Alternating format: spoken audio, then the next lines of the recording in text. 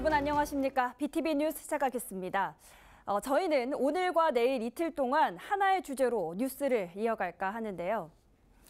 저희가 선정한 이번 주제 22대 총선 공약 보고서입니다.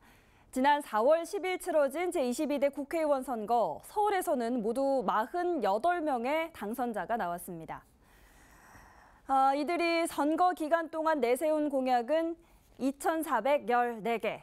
유권자들에게 발송된 선거 공보물을 통해 이 공약들을 전수 분석했습니다.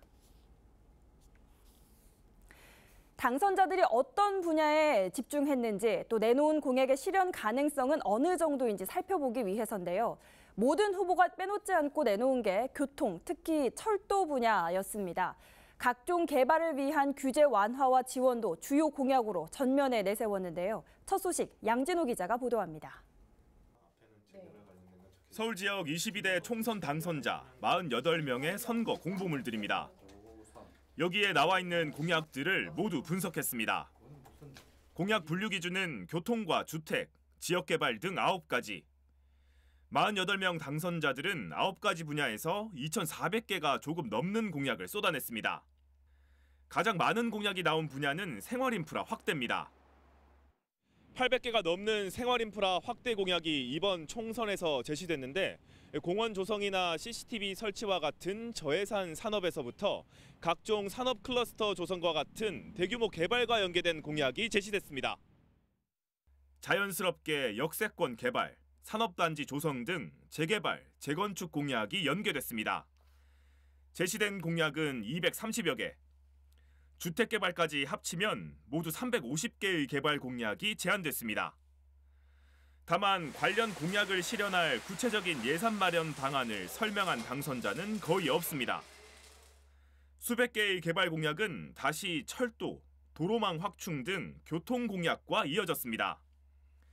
단 한 명도 빠짐없이 모든 당선자가 교통 관련 공약을 제시했는데 그중 철도 신설, 연장 공약만 55개에 이릅니다.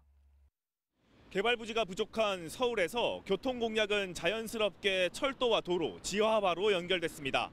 관련 지하화 공약만 23개. 모두 적게는 수천억 원에서 많게는 수조 원이 필요한 공약이지만 구체적인 재원 마련 방안이 제시된 공약집은 찾기 어려웠습니다. 이처럼 교통, 지역개발과 연결된 공약만 1,400여 개로 확인됐습니다.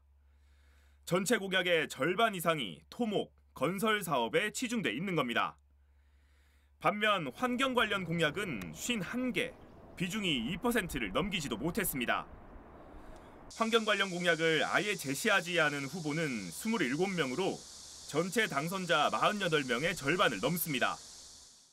비례로 당선된 분들이 보통 환노위 많이 가는데 환노위 가서 열심히 환경에 대해서 얘기를 하면 그 다음에 사라져요. 그렇게 활동하셨던 분들이. 그리고 환노위 쪽이 이제 비인기 분야다 보니까 그쪽으로 잘 안 가려고 그러고 이게 막 계속 악순환되고 정치인들은 아는 거죠. 이게 환경 쪽이 표가 안 된다는 거를. 최근 높아진 물가를 반영한 듯 민생 경제 분야에서는 250개의 공약이 만들어졌습니다.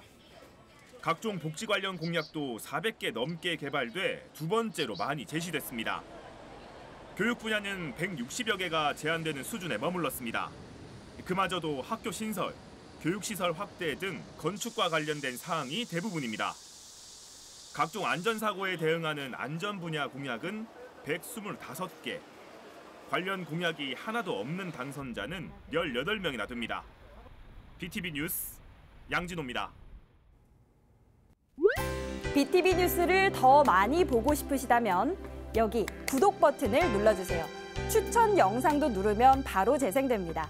또 다양한 서울 소식을 보고 싶으시다면 휴대폰에서 가지 앱을 다운로드해보세요. 저희 BTV 뉴스를 시청해주셔서 감사합니다.